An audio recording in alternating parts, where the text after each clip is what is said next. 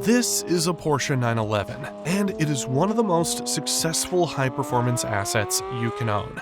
But right now, thousands of owners are trapped in financial dead zones because they think they are saving money while they are actually burning it. We have all heard the garage queen myth.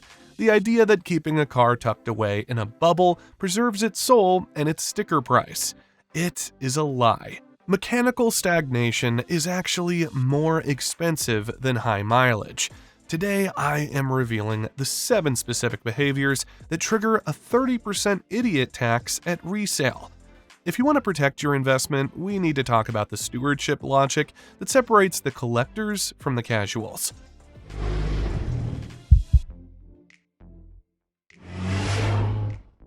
One, the stagnation tax and battery meltdown.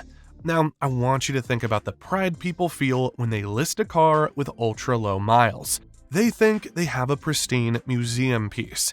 But when I see a 10-year-old 911 with 2,000 miles, I don't see an investment.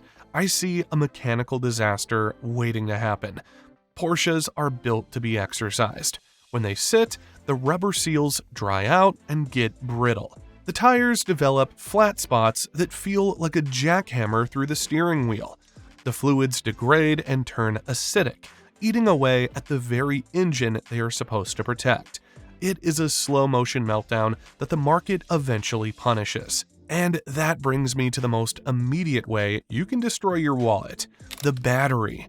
If you own a 992 generation car, you are driving a rolling supercomputer with over 50 different control modules. Now, a healthy 992 should only draw between 20 and 50 milliamps at rest. But if a module fails to enter sleep mode and that draw exceeds 80 milliamps, it will deplete a standard battery in just 5 to 7 days. This is especially critical for the Turbo S or GT3 models equipped with lighter lithium-ion batteries.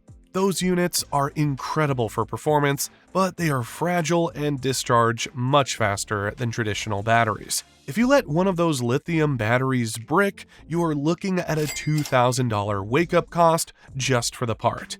But it gets worse.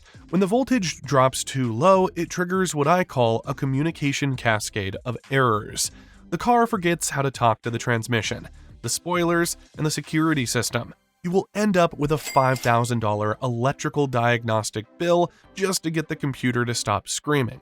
It is just crazy to think that people risk this when a simple $200 C-Tech trickle charger solves the entire problem. Think about that. A tiny plastic box saves you $7,000 in repairs. The reason Porsche is so strict about this is because some Porsche battery warranties and dealer decisions can become harder to defend when the car shows extremely low annual use, especially if the battery was not maintained on an approved tender. For a Taycan, keeping it plugged in is critical to protect the high-voltage battery warranty. But even for a 911 Turbo S, if you show up at the dealer with a dead starter battery and your odometer shows you only drove 500 miles last year, they can deny your claim for lack of use. Porsche expects you to drive the car enough to keep the system healthy. If you don't use it or maintain it, they are going to hand you an invoice instead of a free replacement. It is a simple standard of the world. If you don't use the tool breaks. So you have to decide if you want to be a driver or a curator. A curator spends $10,000 every few years replacing things that simply rotted from boredom. A driver spends that money on gasoline and tires. One of those people is having the time of their life, and the other is just paying a stagnation tax to keep a car pretty for the next owner. But here is the thing. Even if you keep the battery plugged in and the car on a tender, it doesn't matter if you kill the engine the second you back out of the driveway. That leads us to the most expensive mistake you can possibly make. 2. Cold starts and the bore scoring gamble. Now, I want to share a secret about your dashboard that might actually change how you drive your car forever. When you sit in your 911 and wait for it to warm up, you probably look at that water temperature needle. Once it hits the middle, you think you are ready to fly. But here's the reality. That gauge is basically a lie. Water heats up quickly, but your oil is still thick and sluggish. Think of it like this. Cold oil is like honey, but your engine needs it to act like water. When you rev a cold engine, that thick oil cannot get into the tight spaces between the piston and the cylinder wall fast enough. This is one of the habits that can accelerate the nightmare known as bore scoring. We see this most often in the 997.1 and 996 generations, but the physics apply to every single flat six ever made. When you have high-revving metal parts moving against cold, unlubricated cylinder walls, they start to scratch and gouge the surface. It is a slow, silent killer. You won't even know it is happening until you start hearing a faint rhythmic tapping or notice your exhaust tips are getting unusually sooty. By the time you see those signs, the damage is already done. Let me tell you what I mean when I talk about the cost of being impatient. A full engine rebuild at a Porsche dealer for a scored block is going to run you at least $30,000, largely because it requires 80 to 90 hours of specialized labor. The gold standard for this repair involves using Nicky's billet aluminum sleeves, which cost $5,000 to $6,000 just for the block work and machining. Now, if you're a mechanically gifted enthusiast, a DIY rebuild could save you between $7,000 and $20,000 in labor costs. But why take the risk? The alternative is a zero-cost discipline. It is just 5 minutes of your life. You need to wait until your oil temperature, not the water, hits at least 180 degrees before you even think about crossing 4,000 RPM. Savvy buyers in the used market know this. They aren't just looking at the paint. They are demanding a bore scope inspection before they even make an offer. You want to see those cylinder walls with your own eyes. If they see even a hint of scoring, your car instantly becomes a red flag. You go from having a premium asset to a car that is worth 50% less overnight. An investment-grade Porsche is one that comes with a history of documented warm-up cycles and frequent oil analysis reports from a lab like Blackstone. When you can show a buyer a stack of reports proving there is no metal debris in your oil, you are proving that you understood the engineering. You are showing them that you treated the car with the respect a precision instrument deserves. It is just crazy to think that 5 minutes of patience can be the difference between a $30,000 rebuild and a car that runs perfectly for 200,000 miles. The reason this matters so much is that these engines are masterpieces of tight tolerances. The gap between the piston and the wall is thinner than a human hair. If you smash the throttle while that metal is still cold and contracted, you are essentially sandpapering your investment. It is the ultimate test of stewardship. But even if your engine is internally perfect and you have the patience of a saint, your car is still a red flag if you cannot prove the work was done. That brings me to the paperwork. 3. The paperwork gap and generic shop sabotage. Imagine you are at an auction, looking at two identical 911s. One has a thick leather binder full of every receipt since 1999.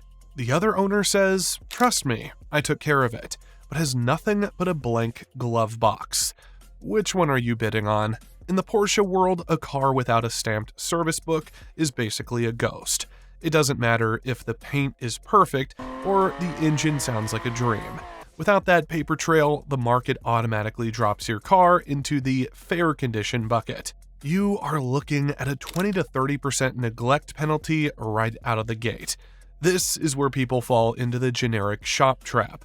I get it. The local oil change place is 10 minutes away and costs $70. But those guys are used to working on a 2018 Honda Civic. That Civic is transportation. Your 718 GTS 4.0 is a capital investment. A local mechanic might not know that your Porsche requires a specific torque sequence for the drain plug, or that the PDK transmission needs a fluid that costs more than their entire inventory. If they use the wrong weight of oil or skip a crush washer, they aren't just doing a bad job. They are sabotaging your resale value. Let me show you what I mean with a disaster I see all the time. It is the drain hole oversight. Most Porsches have these tiny rubber grommets in the cowl area near the windshield. Over time, they get clogged with leaves and dirt. If you don't spend 5 minutes cleaning them out, water backs up and overflows into the cabin. Now, guess where Porsche hides the most sensitive control modules? Right under your seat. One heavy rainstorm can turn into a $5,000 nightmare before your ECU is sitting in a puddle. A specialist knows to check those drains every single time the car is on the lift. A generic shop doesn't even know they exist. This is why a $300 oil change at a Porsche specialist is actually the cheapest money you will ever spend. You aren't just paying for the oil, you are paying for the signature in the book. Think about that. That little ink stamp is a certificate of health. When you go to sell the car, that $300 specialist visit yields a 10 times return. Buyers will happily pay a $3,000 premium at the auction hammer because they have peace of mind. They know a pro looked at the car. Actually, wait, let me clarify something. People think they are being smart by doing DIY work to save money.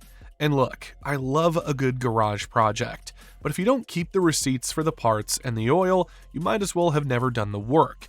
You need to build a physical binder. Put every single invoice in there, even for the small stuff like wiper blades or cabin filters. It tells the story of a car that was loved, not just owned. It shows you had the discipline to follow the engineering requirements to the letter. The real secret is that a Porsche is a precision machine that demands specialized knowledge.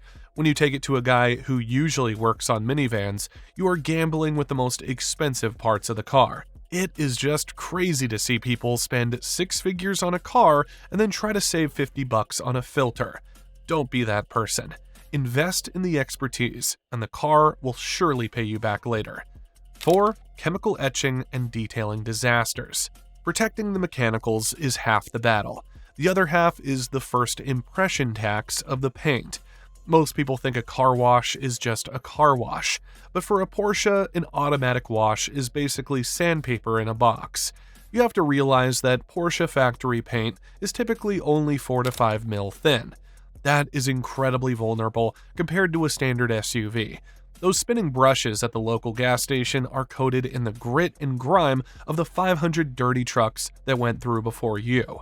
Every time you drive through one, you are essentially scoring that thin, clear coat, creating swirl marks that kill the depth of the color. The cost of paint correction versus paint preservation is a massive gap. If you let your paint get destroyed, a professional detailer is going to charge you $2,000 just to buff out the damage. But you can avoid that entirely by viewing your finish as an insurance policy. This is why paint protection film, or PPF, is the gold standard. Because these cars sit so low, their geometry makes them magnets for debris. A front-end track pack prevents the heavy rock chips that lead to a 20 to 30% neglect penalty. On the right car, full PPF can help preserve condition and support a stronger resale number, especially when buyers are comparing two otherwise similar cars. That is a massive swing in total value retention. Think about the chemical impact of the environment. Bird droppings and road salt are not just ugly, they are acidic.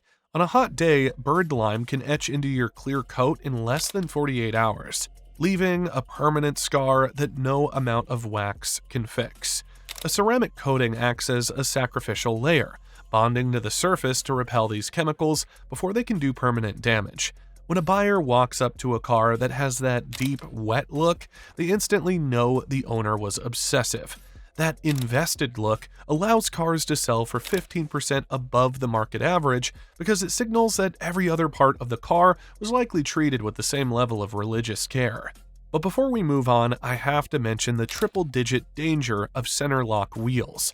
If you own a GT3 or a GTS with these wheels, you cannot just let any shop change your tires. These require a specific 4-foot torque wrench and a very precise tightening sequence. If a technician uses a standard impact gun or misses the locking pin engagement, you can literally ruin a $10,000 set of wheels, or worse, have a wheel come off at speed.